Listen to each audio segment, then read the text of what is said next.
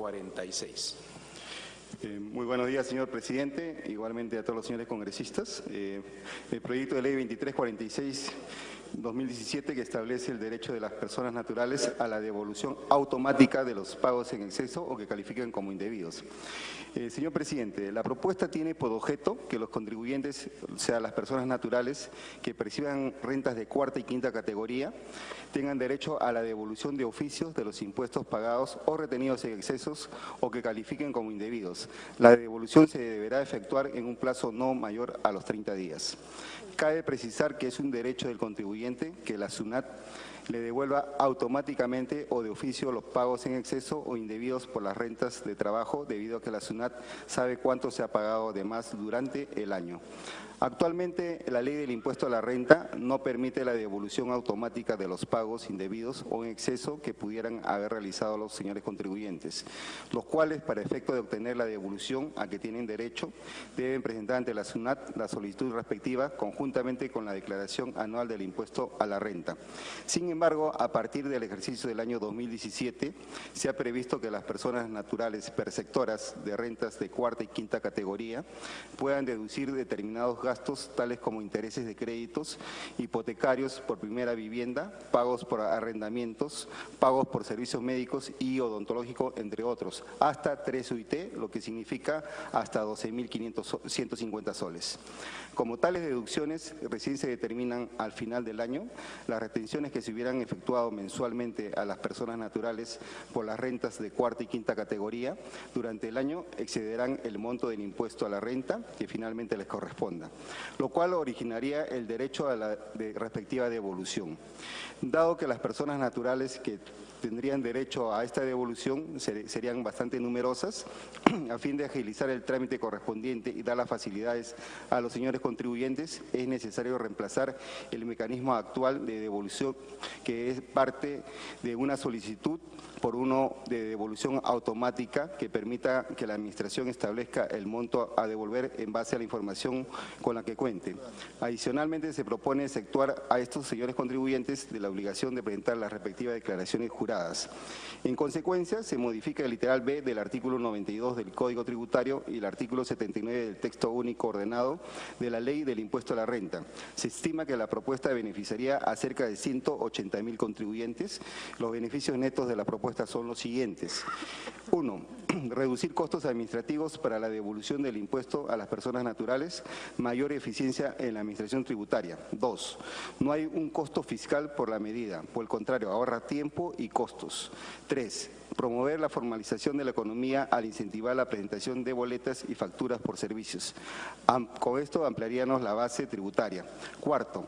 Mayor liquidez de los contribuyentes de rentas de cuarta y quinta categoría. Eso es todo, señor presidente. Rogaría que se someta a votación. Gracias, congresista. Congresista Glave había pedido la palabra. Gracias, presidente.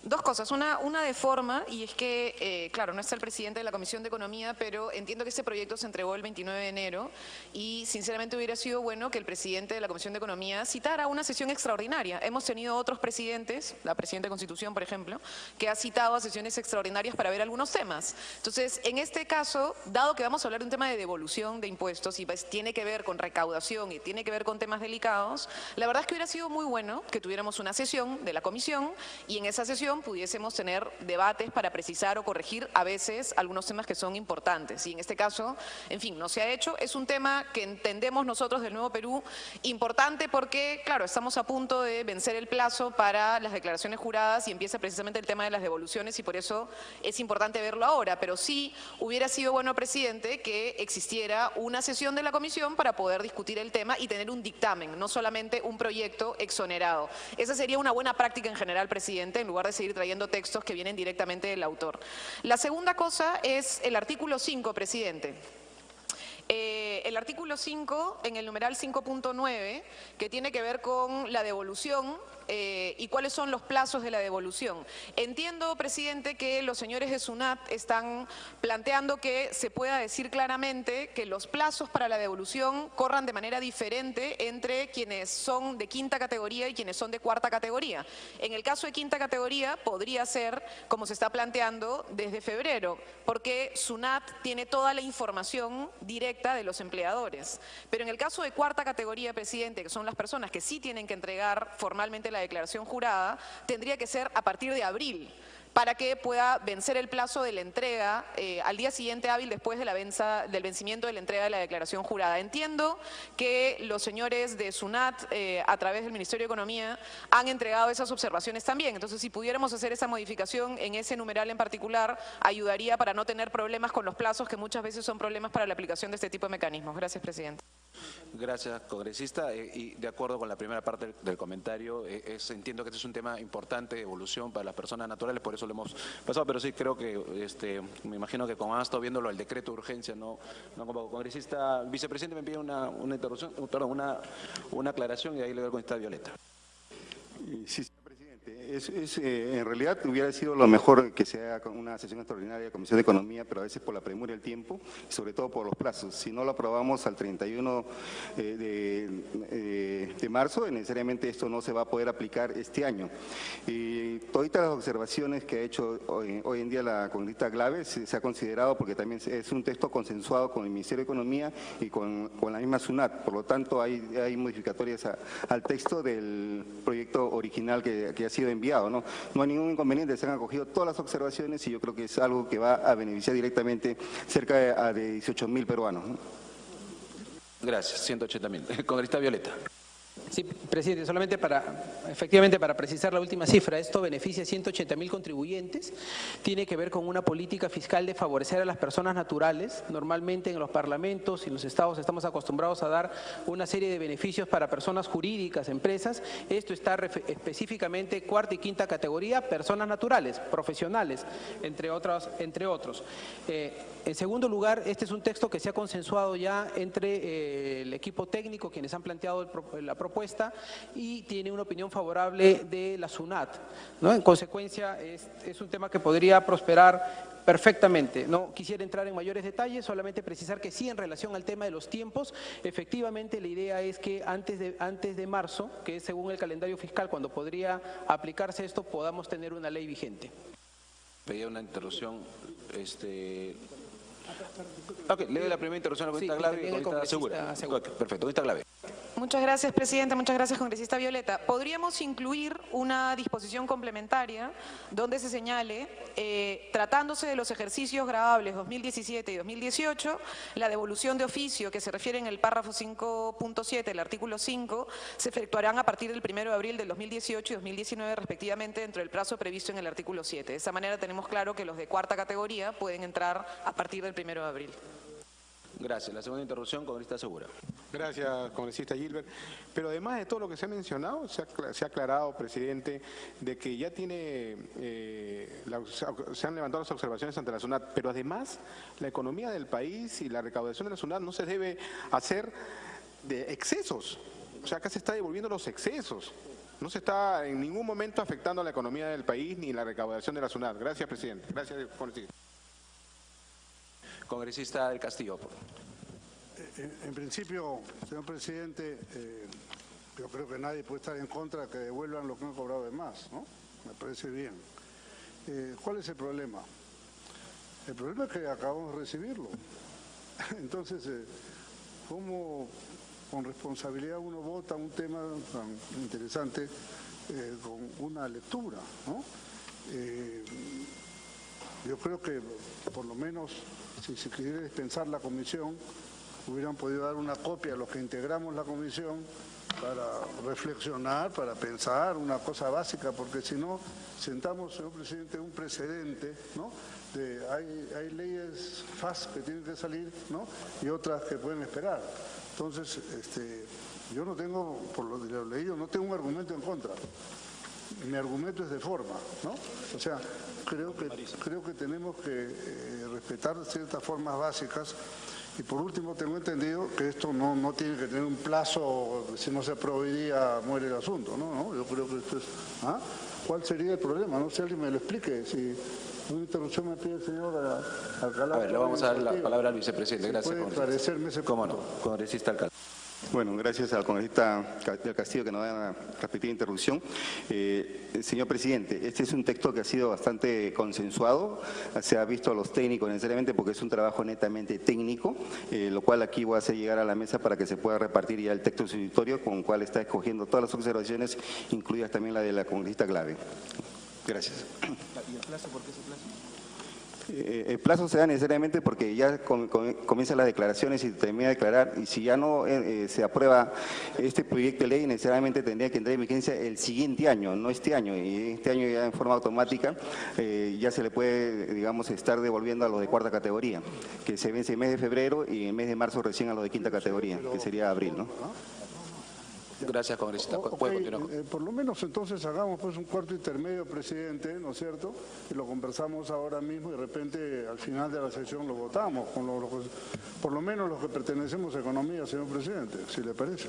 Yo no necesariamente al final de la sesión, pero yo creo que podemos hacer un cuarto intermedio para que puedan un ratito, mientras que vamos viendo los demás temas, tener digamos el desarrollo del texto. Lo que entiendo, yo tampoco no he mirado el texto, yo siempre actúo en buena fe, pero lo que entiendo es que va a beneficiar a 180.000 ciudadanos de la devolución. Así que podemos hacer cuarto intermedio de una vez, señor vicepresidente, perfecto. Entonces, pero es para ahora. O sea, es un cuarto intermedio y con todo respeto, creo que ahorita tal vez algunos pueden ir ya poniéndose de acuerdo para poder regresar rápidamente. El siguiente tema, por favor. De la Comisión de Educación, proyecto de ley 1215, se propone modificar diversos artículos de la ley 28.518, ley de modalidades formativas laborales. Se va a iniciar la sustentación del dictamen por unanimidad de la Comisión de Educación. Este es el punto 4 de la agenda que ha sido. Tiene la palabra la congresista, la presidenta de la Comisión de Educación, que está acá en los salones ahorita sobre el proyecto de ley 1215.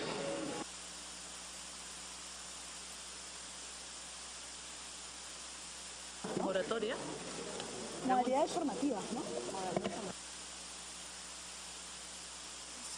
Se va a iniciar lo que es la exposición. Tiene la palabra con esta Paloma Noceda.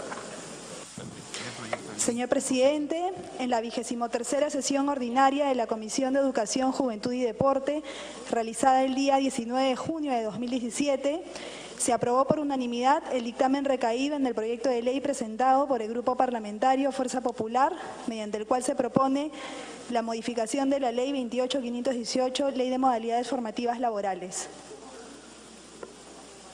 ¿Pensé o moratoria? Este es un tema crucial. El punto 4, ¿sí?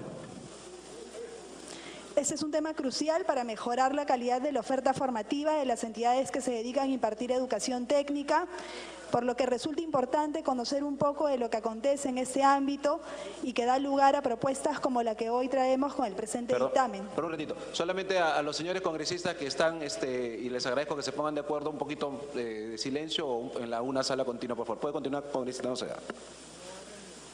En el Perú, durante el año 2016, en el Ministerio de Trabajo solo se registraron 65.000 convenios de prácticas preprofesionales y 70.000 convenios de prácticas profesionales. En materia de convenios de formación laboral juvenil, apenas se alcanzó un promedio de 3.000 convenios, es decir, apenas un 11% del grueso de jóvenes que cursan estudios en alguna modalidad técnica acceden a las prácticas preprofesionales y prácticas profesionales, siendo necesario extender ese beneficio a un mayor volumen de jóvenes durante su periodo de formación en el centro de formación, a fin de consolidarla y acceder al mercado laboral en las mejores condiciones posibles y gozando de todos los derechos y beneficios laborales que señala la normatividad vigente para los trabajadores del país. De otro lado, existe una brecha de al menos 200.000 personas entre potenciales beneficiarios de prácticas preprofesionales y beneficiarios declarados según la información proporcionada por Servir. Existen alrededor de 221.000 potenciales beneficiarios de prácticas preprofesionales, Sin embargo, solo 19.000 han sido declarados como beneficiarios de dicha modalidad en la planilla electrónica de la Autoridad Administrativa del Trabajo, considerando a los sectores público y privado formal, a pesar de poder constituir un requisito para obtener el grado académico de bachiller exigido por las universidades.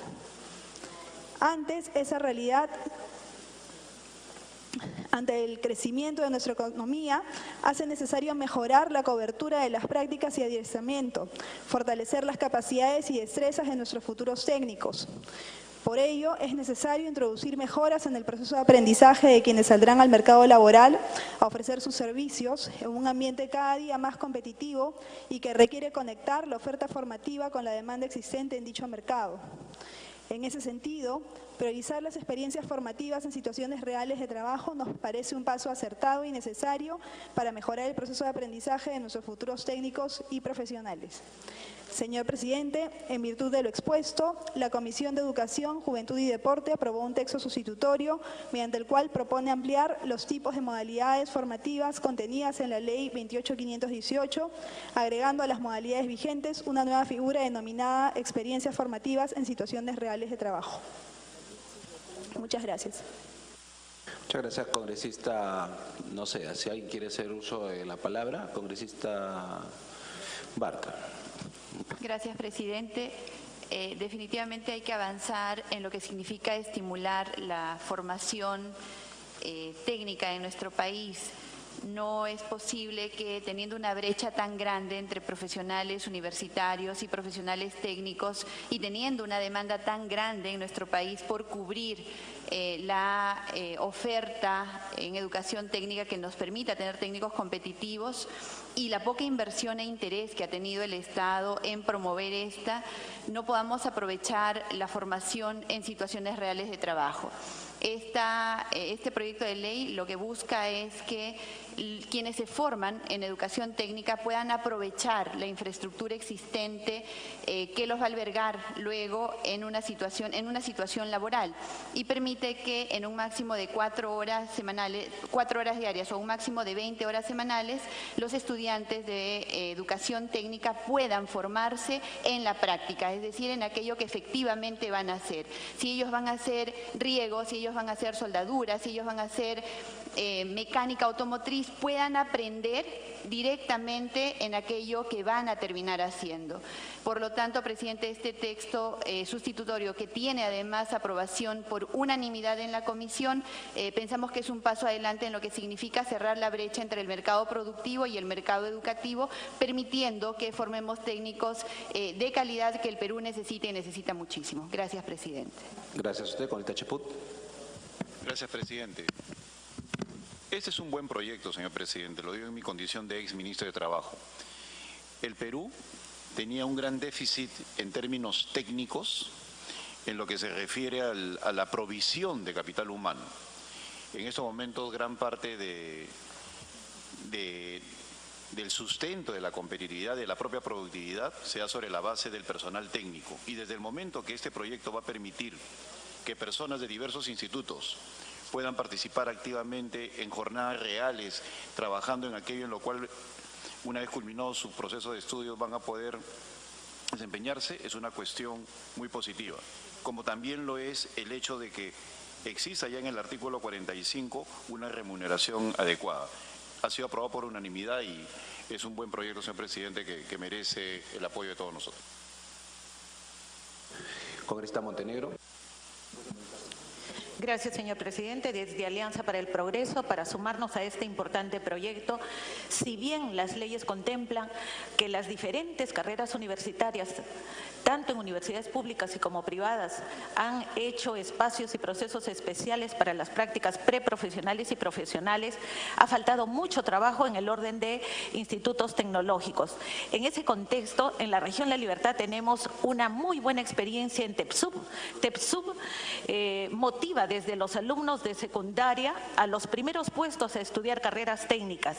En TEPSUB los prepara en teoría y en práctica, y saliendo de ahí con estas horas de práctica, debemos decir que el 96% de esta formación técnica tiene trabajo y no están con sueldo mínimo, tienen realmente buenas remuneraciones porque justamente se preparan en aquello que el mercado necesita en estos momentos en agricultura, en todo lo que tiene que ver mejoramiento de semilla, en todo lo que tiene que ver manejo de maquinaria, que en el mismo instituto le provee y que cuando no tienen la rama los ubican en otras instituciones para que en la práctica y en la realidad puedan salir bien formados. Así es que nuestro total respaldo al proyecto y esperamos que dé muy buenos resultados. Gracias, señor presidente. Congresista Rosas. Si no, por mí... sí, congresista Rosas. A mí me parece, presidente, el proyecto hace una práctica de lo que se plantea como una teoría, o sea, una permanente teoría práctica. El problema son las dificultades que existe para la realización de estas prácticas, que no hay condicionamientos. Sin embargo, yo creo que en este proyecto se ha consultado solamente un sector, se ha consultado solamente el sector educación. Hubiera sido importante la opinión del sector trabajo, que le hubiera dado mucho más sustento, porque hay una vinculación entre la educación y el trabajo. Sin embargo, aquí en el punto C tenemos alguna observación, y es de la experiencia formativa en situaciones reales de trabajo. Dado que las experiencias formativas, dice, se asocian a las unidades didácticas de aprendizaje fijadas en el plan de estudios correspondiente a la carrera técnica del alumno beneficiado, como sucede, dice, con las pasantías y siendo un convenio formativo voluntario. El estudiante no recibirá subvención económica alguna. Entonces, como es voluntario, no recibe subvención alguna. Y yo creo que se tiene que tener alguna subvención, porque sí, está bien, congresista. Congresista Cheput, la interrupción.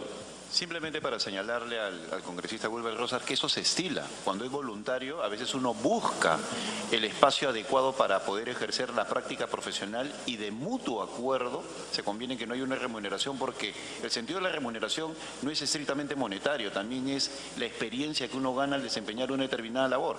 Y hay alumnos que optan por esa opción que yo creo que no deberíamos descartar.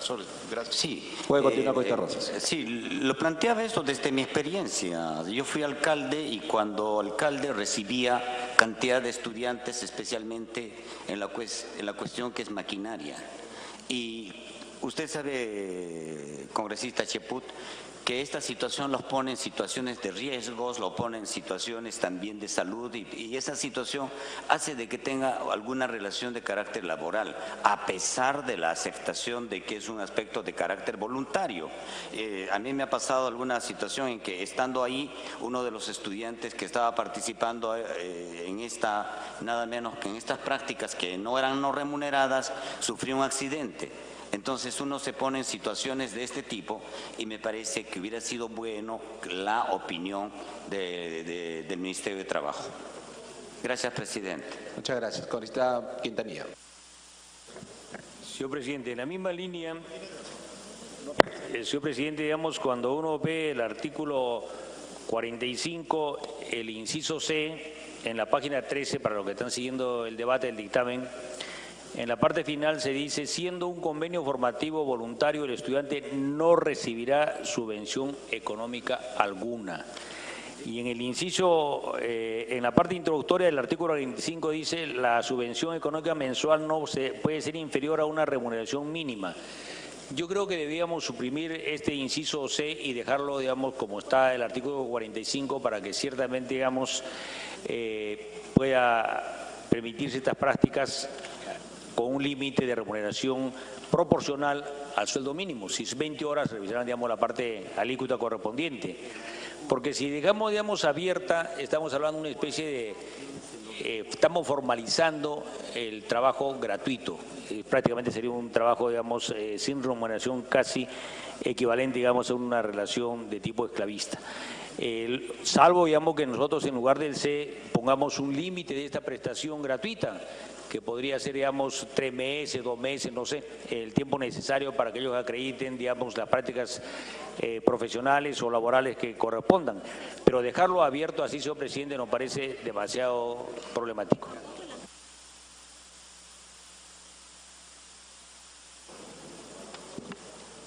Muchas gracias, congresista Quintanilla. Congresista Bartra, de nuevo. Sí, presidente, en el mundo ideal existen situaciones ideales, pero tenemos un mundo real y un mundo educativo que, sobre todo en la educación superior tecnológica, ha estado absolutamente relegado. Y creo que acá quienes conocemos, y habemos varios acá del mundo formativo, sabemos que tenemos una realidad por delante en la cual hay un déficit enorme de técnicos competitivos que precisamente no son competitivos porque no encuentran un espacio en el cual desarrollar habilidades y capacidades.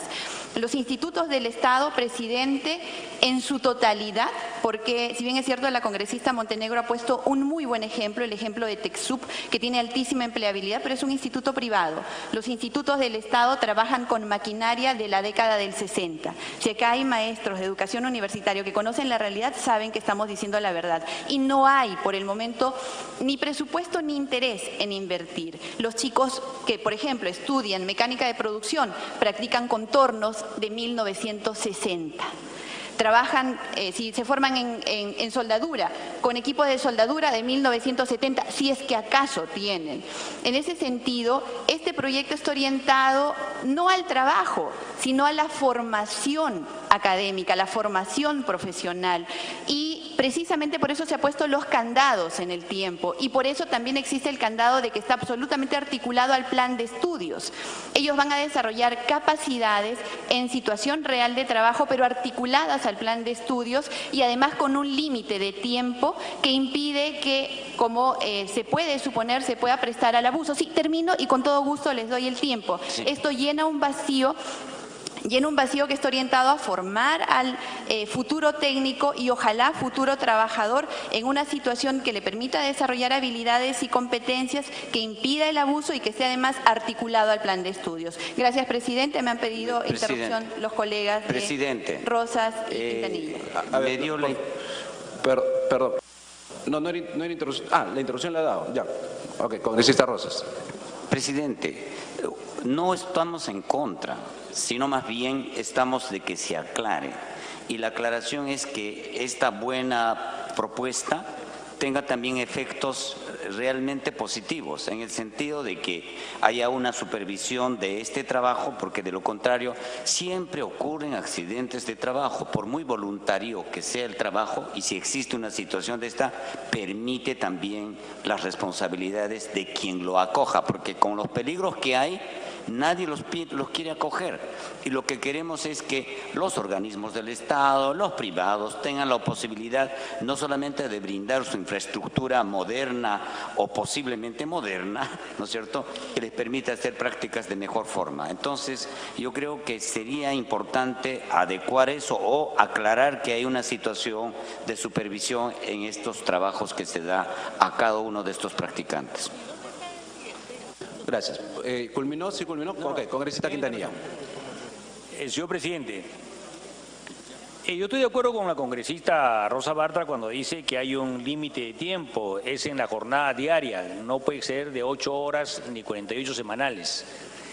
Pero en el inciso C del artículo 45, en la página 13, se habla de que siendo un convenio voluntario, el estudiante no recibirá subvención económica alguna, pero no le pone límite de tiempo de cuántos meses. Y ahora la posibilidad, salvo que me esté equivocado. Porque creo, señor presidente, digamos que ese argumento que dicen que las instituciones del Estado, entiéndase municipios entre ellos, no disponen de un presupuesto para contratar practicantes.